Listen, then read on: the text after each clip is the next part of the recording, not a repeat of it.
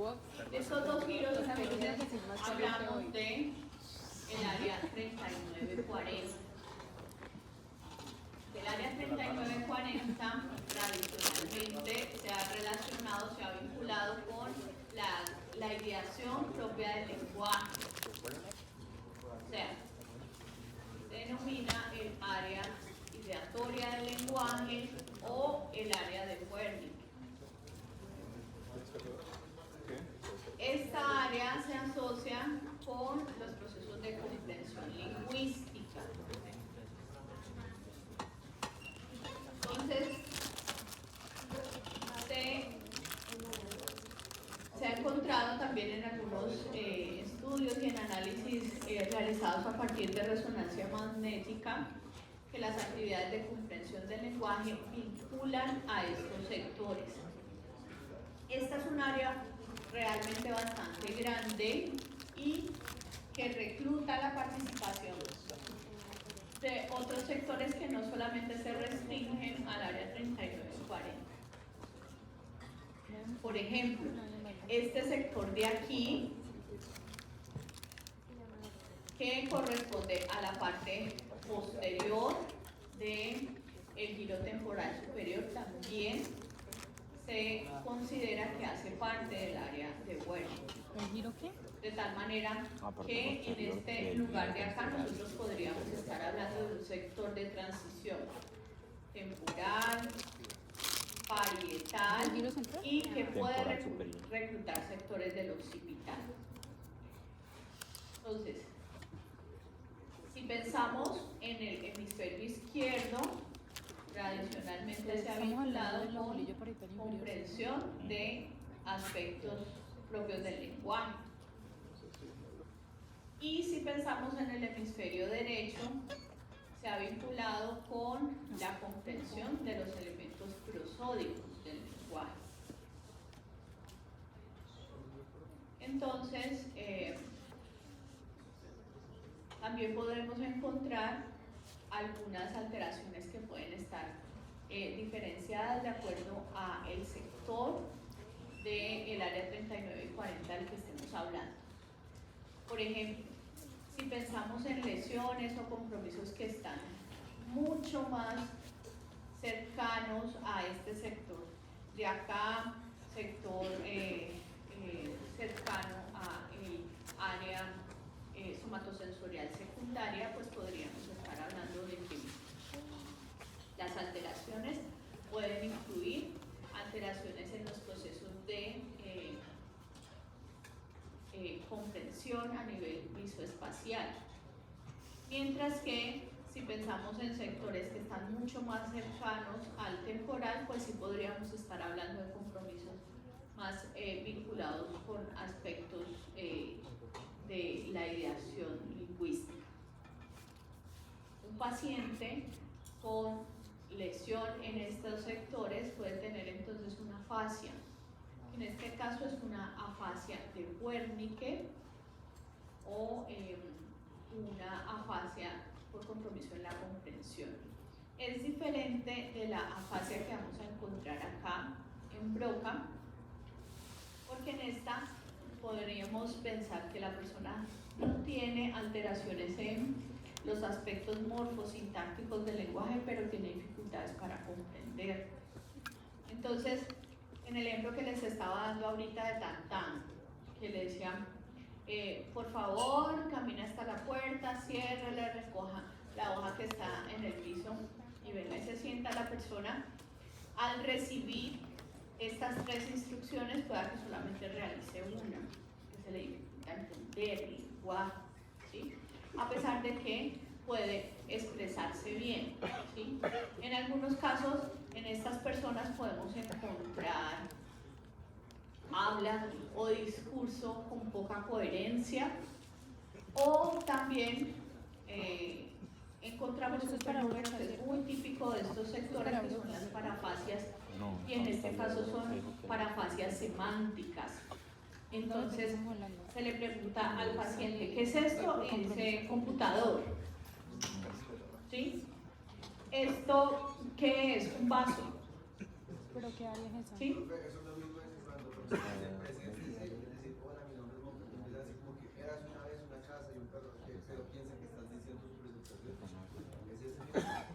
Sí, es posible, aunque de pronto el discurso no, pueda que no tenga tanta coherencia, ¿sí?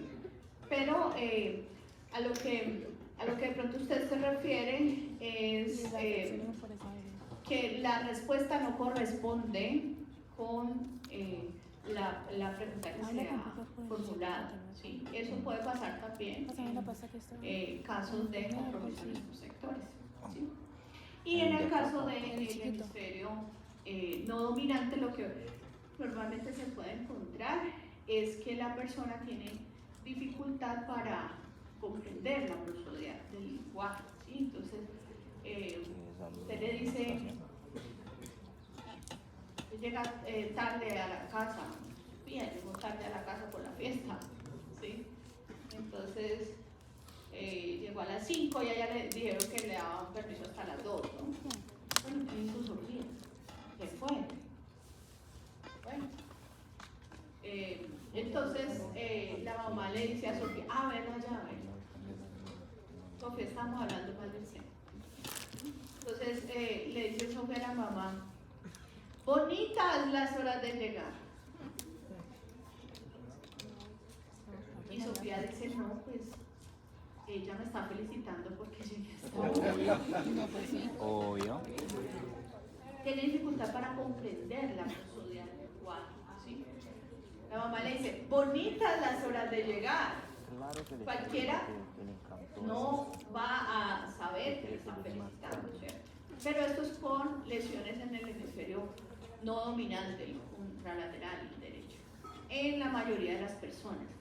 Obviamente esto que yo estoy diciendo, que dije acerca de Wernicke y de Broca, es importante que ustedes lo analicen en el contexto del paciente, y es que el análisis del lenguaje en los casos de neurocirugía es algo que se debe hacer de manera muy fina, porque no todas las personas van a tener una representación del lenguaje típica, ¿sí?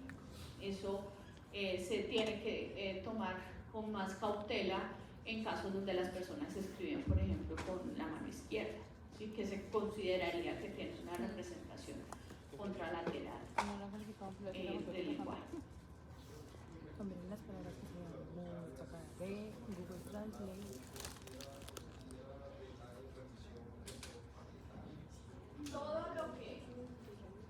Todo lo que implique sectores de Wernicke, ¿sí? Entonces, la parte de la comprensión del lenguaje se ha vinculado más con, por supuesto, 39-40 y transición hacia el temporal en la parte posterior, ¿sí? Que sería área 22, que la vamos a ver ahora. Entonces ya vieron a los Sí, temporal y parietal. porque amount O sea, todo esto de acá, más, Álvaro, ¿sí lo ven? Que lo estoy señalando. Entonces, cámbialo. pero Ah. ya lo han visto. Sí. Sí, Wernicke. Tiene que ser lo mismo, ¿no? Y hasta allí hablamos de las áreas del parietal.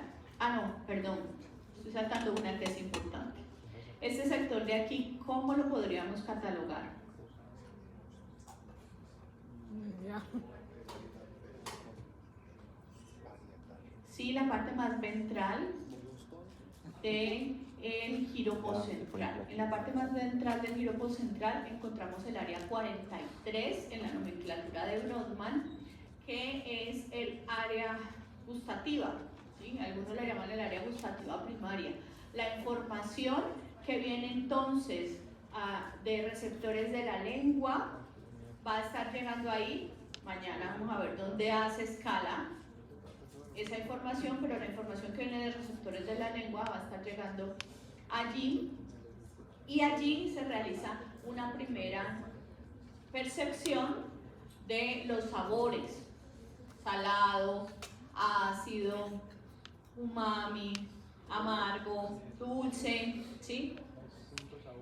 Se considera que la percepción de los sabores también tiene otras vías, ¿sí? Dentro de esas se cree que la información que llega aquí va a tener unas vías hacia la ínsula en su parte más anterior, para poder hacer un reconocimiento un poco más fino de los sabores y posteriormente hacia sectores de frontal, en la parte orbitofrontal, para poder darle un poco más de aspectos emocionales y volitivos asociados a el sentido del gusto. Profe, el hecho de que un área cortical sea pues más grande que otra, el hecho de que un área cortical sea más grande que otra puede estar relacionado a, digamos, el desarrollo que ha tenido una especie en cuanto a esa área en especial. Sí.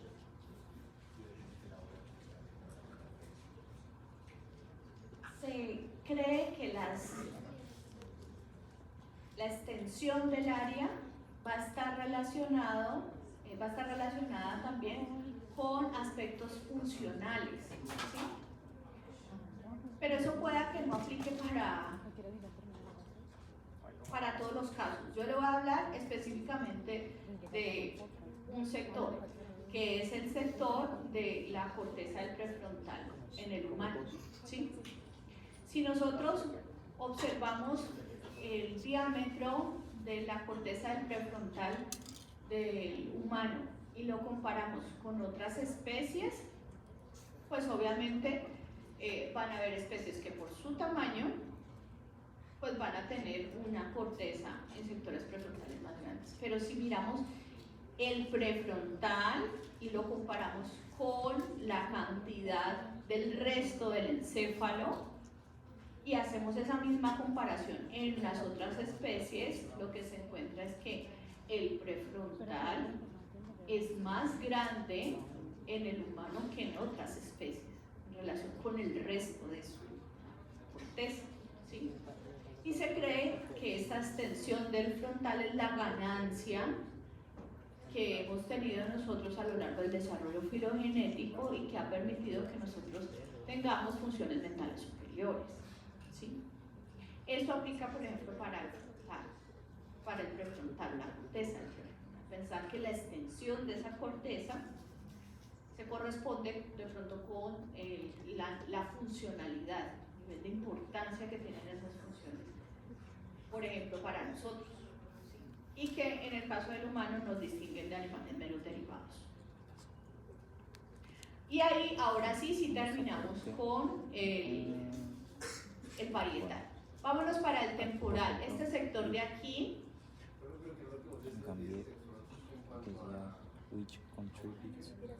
Ya voy, ahorita lo repito. Este sector de aquí, ¿qué es?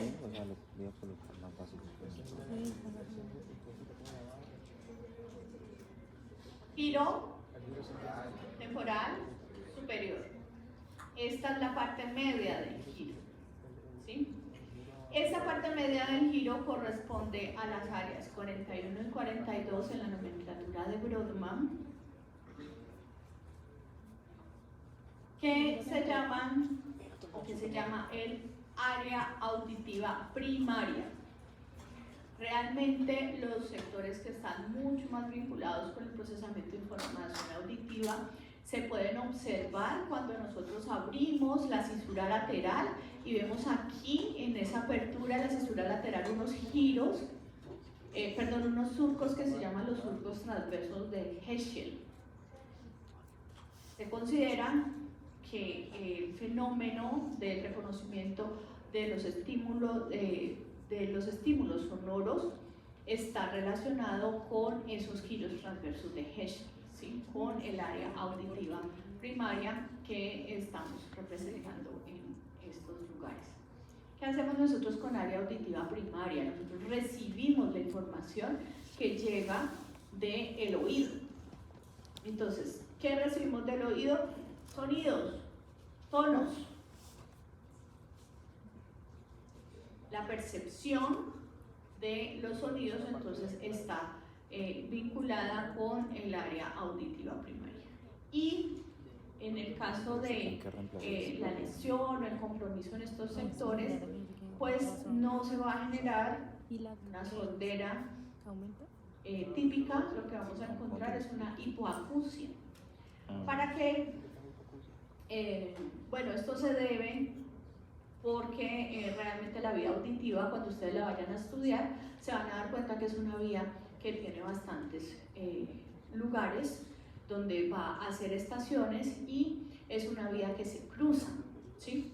Al cruzarse, entonces encontramos que la información que llega al área auditiva primaria va a llegar de los dos oídos, de tal manera que una lesión, un compromiso en un área auditiva primaria no ocasiona una pérdida de la audición, una sordera, sino que ocasiona una disminución en la percepción del estímulo auditivo.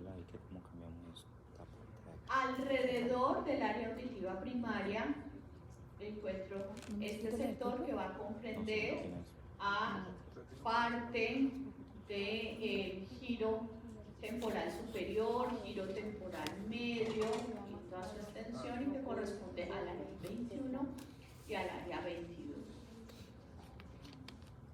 El área 22 es el área 42 de Brodmann, que es el área auditiva secundaria. Esta es un área que me permite la identificación de los estímulos que yo estoy recibiendo por medio de la audición.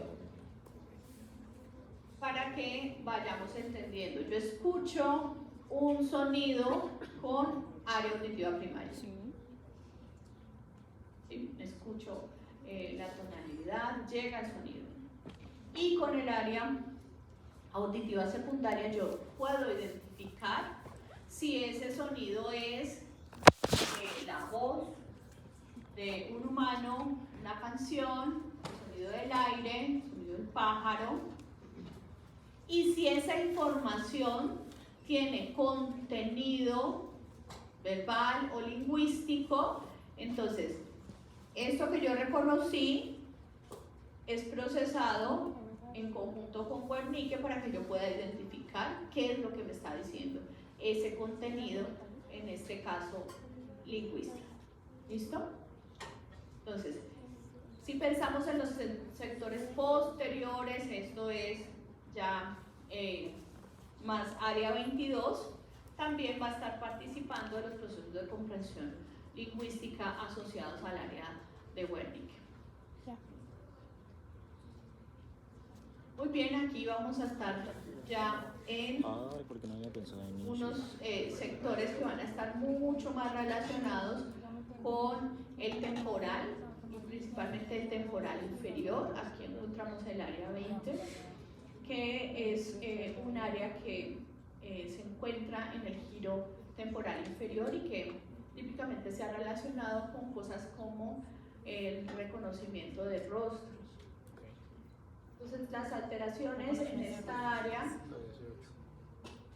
producen un fenómeno que se llama la prosopagnosia, donde las personas se les presentan imágenes de personas conocidas y no logran realizar reconocimiento de esas personas. Se han reportado típicamente casos en los que algunas personas, por ejemplo, realizan cosas como desconocimiento de la pareja, desconocimiento de los hijos, ¿sí? Y pueden estar haciendo algunos trastornos psicóticos asociados a eso. Debe ser muy complejo no sentir que está viviendo con alguien que es un desconocido porque no reconoce que es su pareja. Es lo que hace principalmente el reconocimiento de rostro.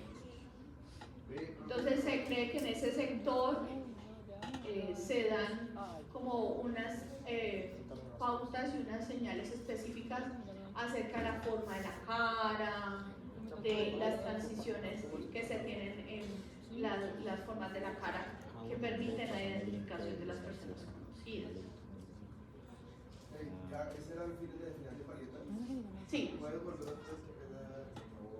Pero ahí yo veo que lo que comprende inferior va a ser solamente la 20 y la morada, que no sé si me lo ves. La parte 21 y 22 es medio, pero la parte verde también. O sea, es giro, la temporada, giro temporal medio. Este y este. Sí. Eso es visual auditiva secundaria. Claro, pero me refiero que está sobre el giro medio. Ok, lo único que está sobre el giro inferior es la de abajo. ¿Qué número es la moral?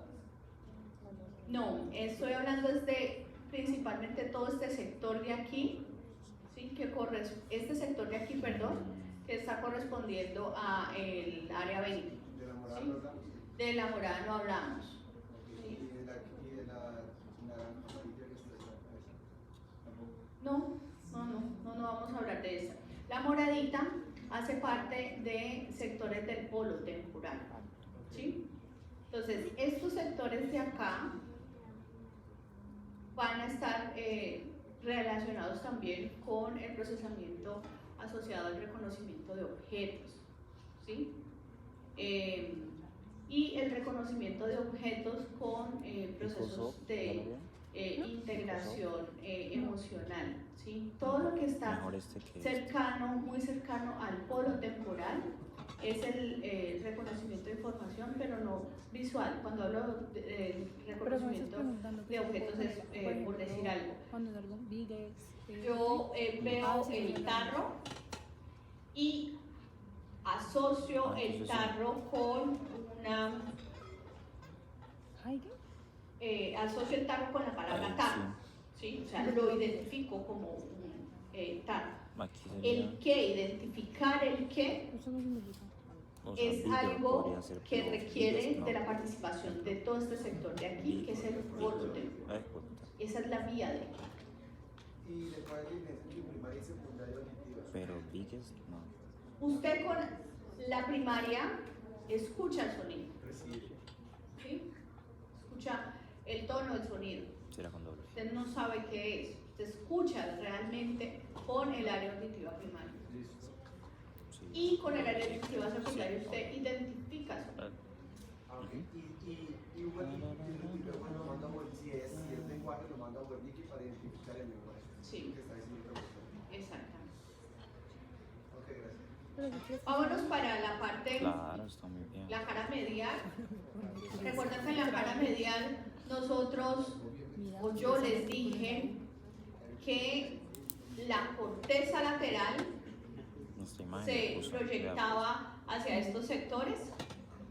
Entonces, las áreas que nosotros vimos en la cara dorsolateral las vamos a estar viendo proyectadas en este nivel. ¿Listo? Entonces, a ver quién es Pillino. Pillina acá. ¿Esta qué es? ¿Qué área es? La 4, la cara medial. Esta de acá. 6, 8, 9 y 10. Acá.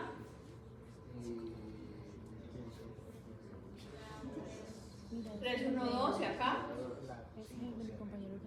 Cinco, siete. Por 7. Muy bien. Entonces, vamos a ver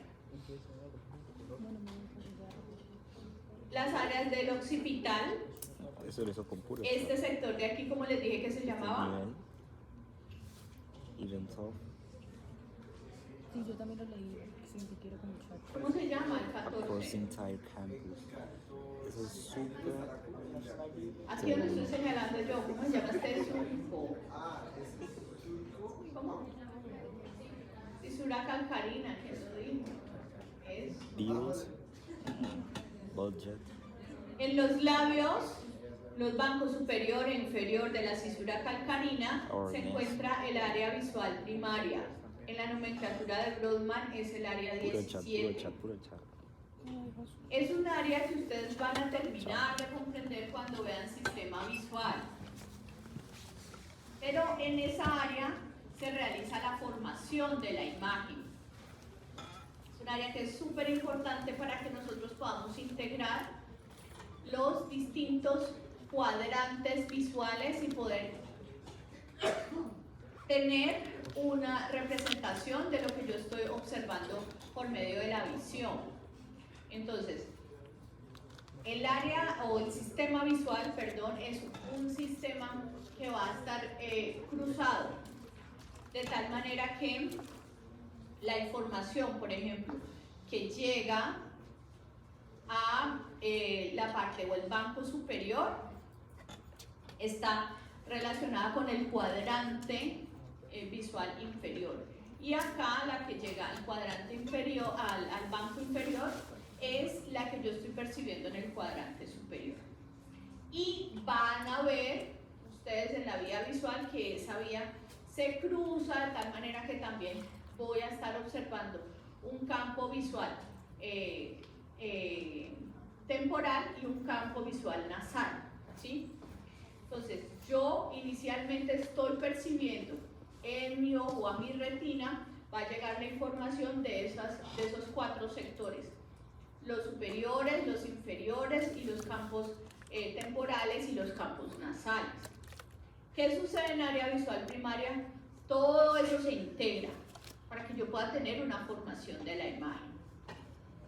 Entonces, las alteraciones o el compromiso que se puede ver en esos sectores está relacionado con alteraciones en los campos visuales.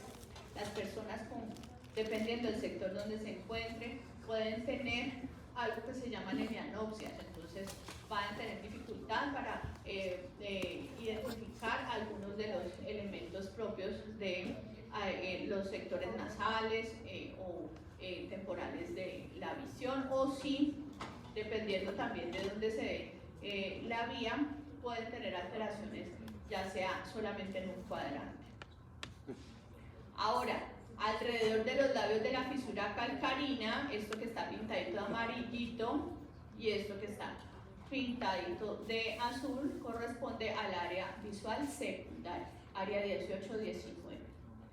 En el área visual secundaria vamos a estar procesando aspectos mucho más complejos de la visión, como son la identificación de los objetos en relación con el espacio, la identificación de los objetos en formas en 3 dimensiones, cosas asociadas, por ejemplo, a la profundidad visual, aspectos métricos de la visión que nosotros procesamos para poder realizar una adecuada identificación del objeto en relación con el lugar donde se encuentra.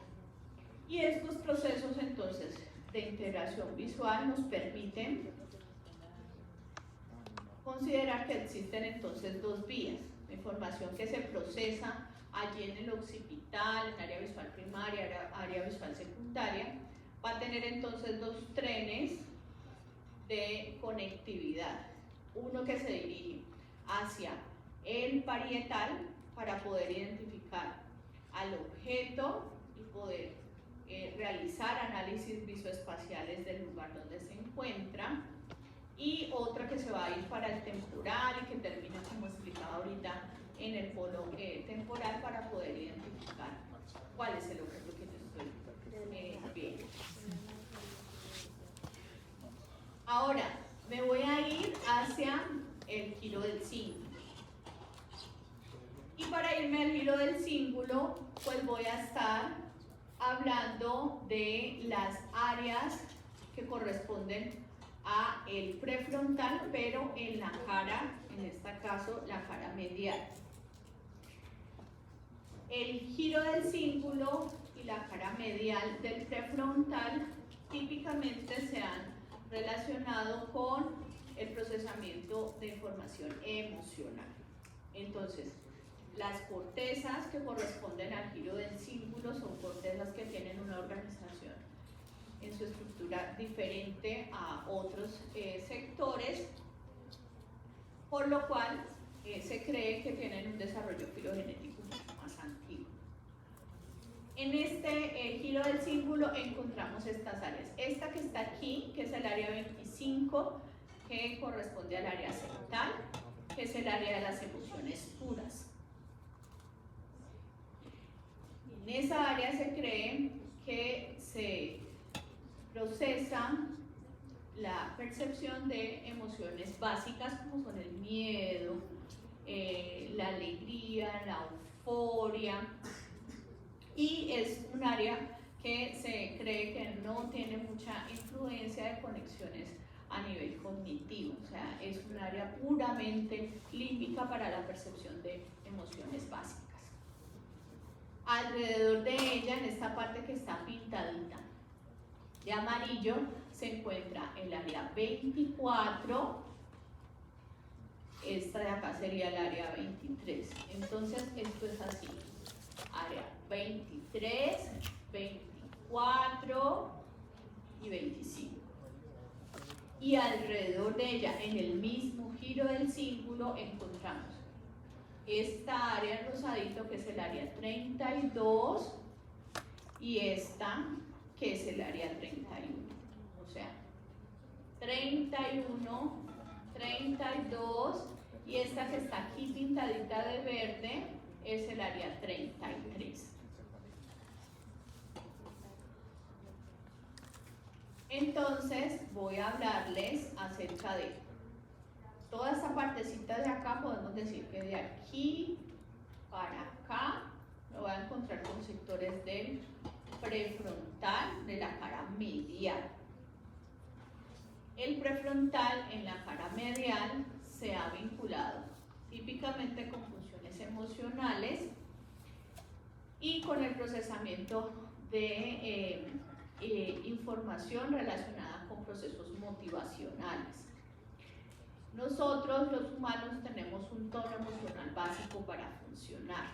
Nosotros, para que nos podamos levantar todos los días, necesitamos cierto grado de base emocional que nos permita funcionar. Y se considera que en estos sectores, por ejemplo, supragenuales del área 24, se procesa la información emocional que requerimos nosotros para funcionar en la vida cotidiana, para que nosotros podamos ejecutar acciones motoras, para que podamos realizar procesamiento de información emocional. Entonces allí, en ese sector, hay conexión con sectores de la cara dorsolateral, sectores también que están relacionados con la activación de planes motores para que podamos ejecutar las actividades.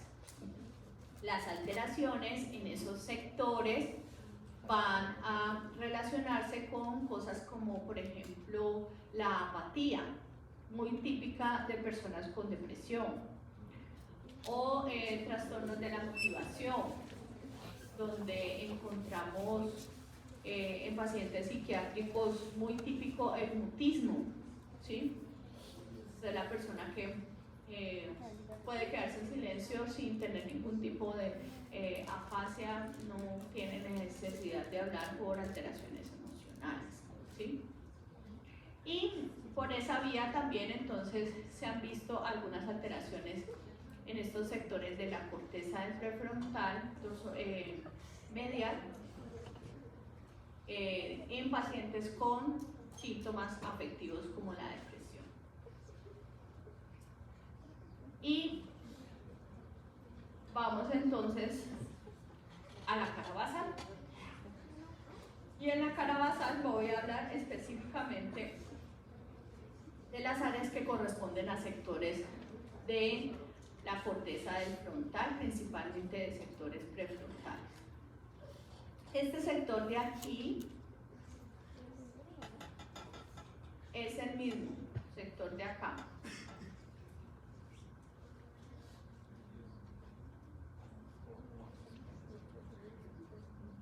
Este sectorcito de acá. ¿Y quién sabe qué sector es? El área 10. El área 10 entonces tiene una parte dorsolateral, una parte medial y tiene una cara basal, ¿sí? Este entonces es el área 10, este es el área 11, este de acá es el área 1247, que la veíamos también en la cara dorsolateral, un poquito dirigida hacia la parte basal. Está la cara 13 y este es el área 13, perdón, y este es el área 14. Todo esto les había mencionado que corresponde al frontal. Esta es corteza prefrontal, en este caso de la cara basal. El prefrontal de la cara basal se ha relacionado con la organización de la conducta de acuerdo a claves sociales, de acuerdo a juicios y la organización social. Entonces, se puede ver afectado en pacientes que tengan algunas alteraciones o manifestaciones clínicas, como por ejemplo la impulsividad, la logorrea, ¿sí? La necesidad de estar hablando constantemente, la dificultad en el control de los impulsos sexuales o la dificultad en el control de la alimentación por hiperfagia y las alteraciones que nosotros típicamente podemos ver en algunos pacientes neurológicos donde se encuentra desinhibición o como cierto grado de imprudencia, ¿sí? Entonces una persona con alteración en estos sectores puede fácilmente decir estamos en Cali, estando allá afuera, estamos en Cali, está haciendo mucho calor, me quito la camisa, ¿sí?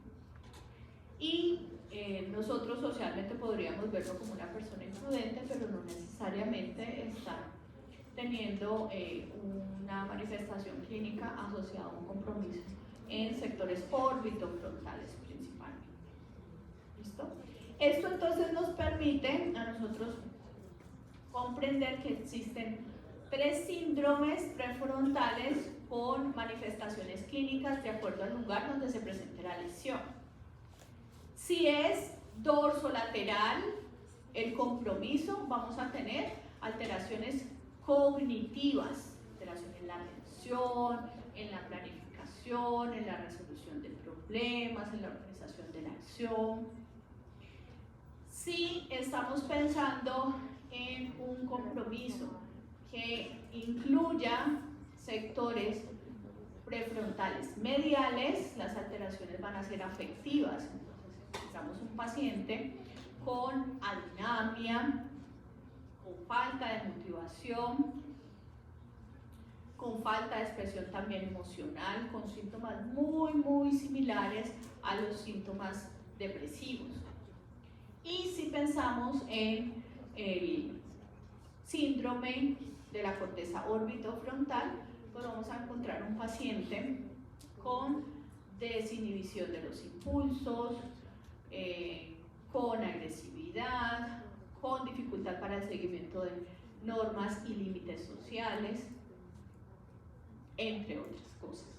¿Listo?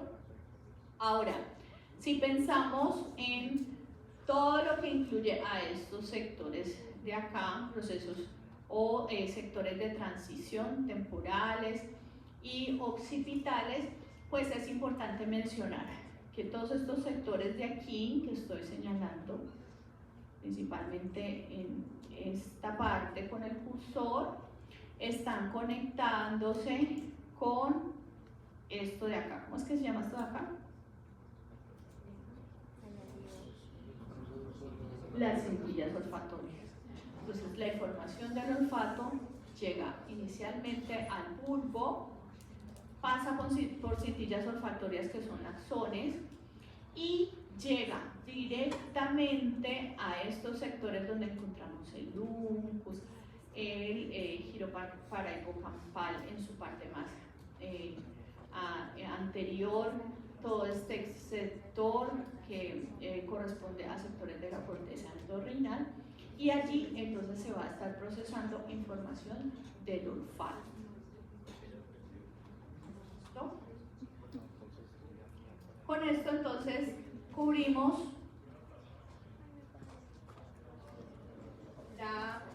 el tema de áreas corticales. ¿Quieren preguntas, dudas, inquietudes o quieren más?